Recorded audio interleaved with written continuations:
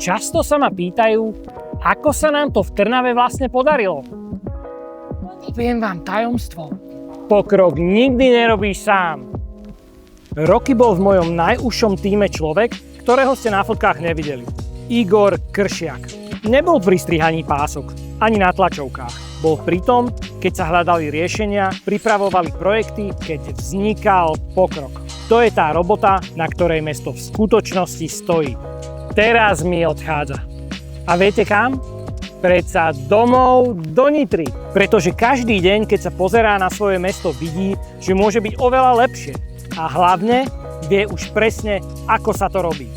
Ja Igorovi verím, lebo keď to išlo v Trnave, pôjde to aj v Nitre. Roky som počúval, čo všetko sa v Nitre nedá. A popri tom som robil v meste a s ľuďmi, kde sme dokázali, že sa to dá.